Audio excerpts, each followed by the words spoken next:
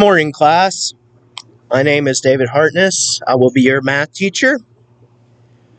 My major is Masters of Science in Education, and I will be doing math as the major. And the math standard that we will be taught today is create expressions that represent numbers or relationships.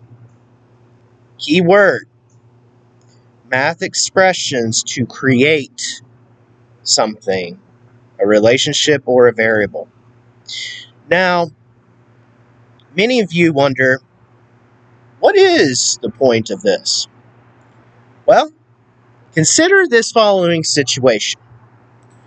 Let's say today you worked at a minimum wage job, right? But your mom or your dad need you to go to the grocery store. So you go to the grocery store, and before you go shopping, you check your bank account. It says you have $200. So, as you're in the grocery store, you're like, what should I buy? So the three questions I want you to ponder on in this situation. What other factors or variables could influence your decision to buy, let's say, food based on food prices? Also, how much can you get out of the $200, right? Could you perhaps maybe spend half of it and save the rest? What other impact of decisions could influence you to not even buy food at all? Such as, you might need an oil change in your car. Well, this scenario and these essential questions all relate to math expressions, right?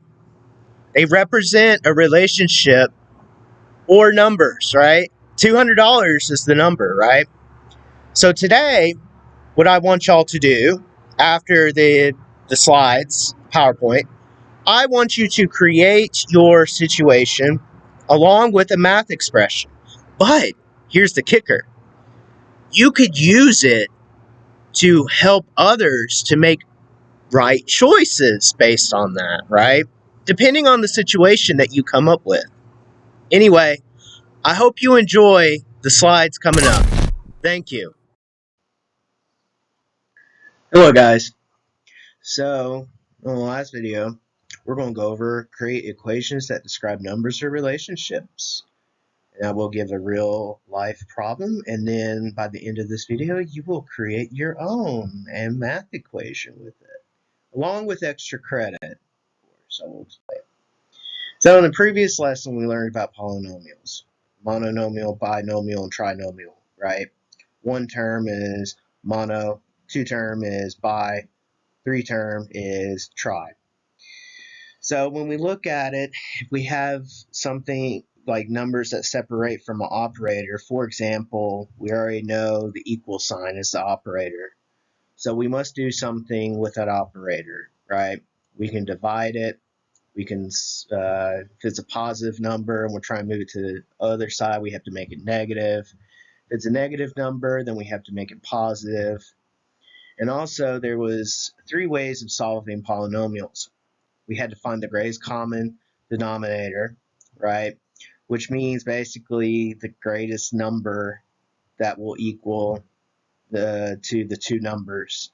For example, 25 and 35. We know that 5 times 7 is 35, 5 times 5 is 25. So 5 would be it because no other numbers can equal to those numbers. They have to be the same. And then we learned about the FOIL method, which was separated by parentheses.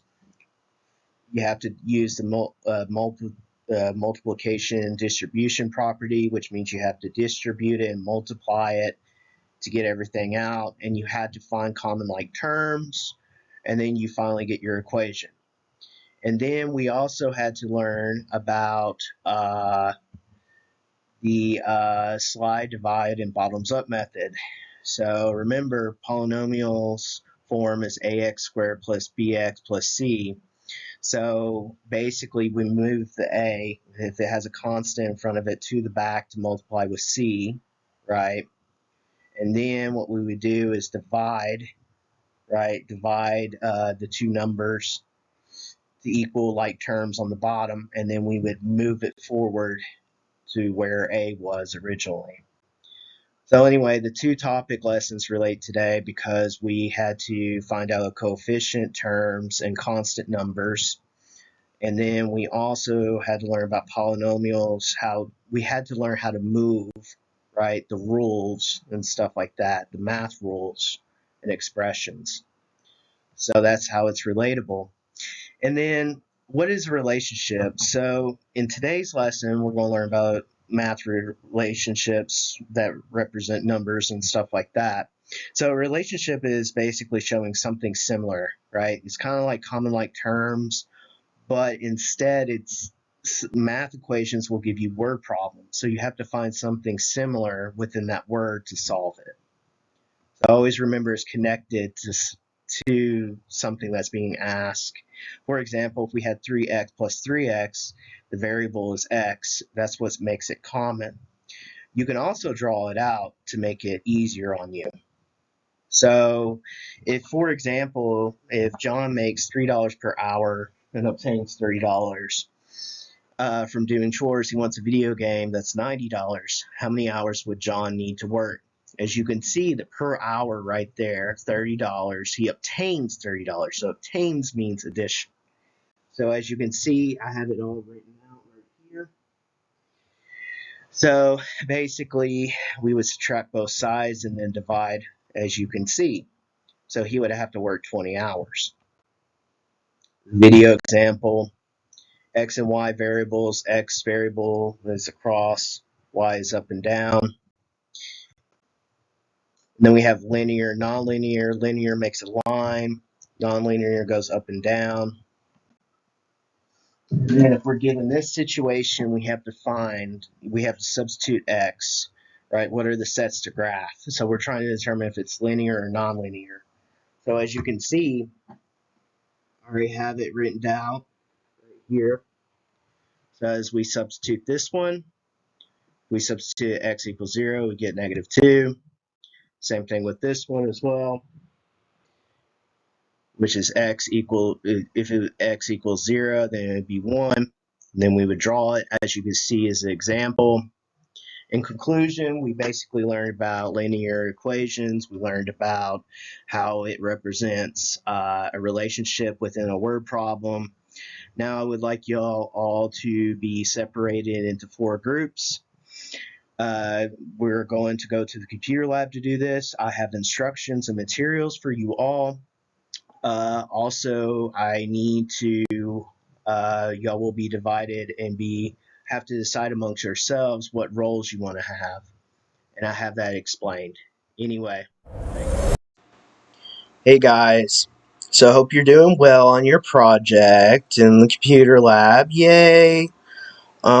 If you have any questions or concerns, please email me. I am here to help you. I want this to succeed. I want you to learn. I am your teacher. Also, I have a survey I would like for y'all to fill out. Please fill it out for me and send it back to me. I will provide the email address if you need it, whatever. Or just give it to me when I come back in the office or something like that. And then also do a KWL chart as well. I don't need the KWL chart. This is for your records because I want to see, you have to evaluate your learning as I'm teaching you, but I have to evaluate you as well. But I want you to really grasp it. You know, what we learned today, creating expressions that represent a relationship or numbers, right? So anyway, back to the scenario. You know, you had $200, you walked in the grocery store. So my 3 essential questions I asked you, what what decisions would you make buying food, related to food, based on food prices? Would you buy a pie? Would you buy corned beef? It all depends on the price, right? But it also depends on what other variables might you have.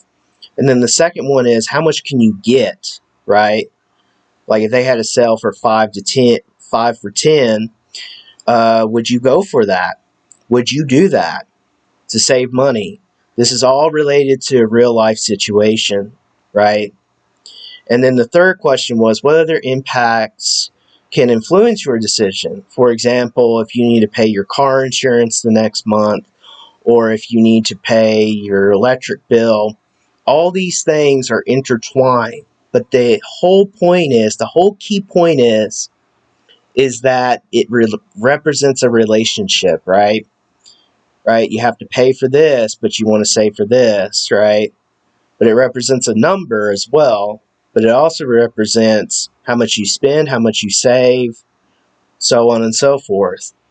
So anyway, in conclusion, I want you to ponder these questions. What other situations could you come up with that could help other people, right? This is the whole point of I teaching you this, because I want you to grasp it. That way when you go up in the real world, you can make decisions based on math and math expressions that represent some kind of relationship. Anyway, I hope you enjoyed this video. Thank you.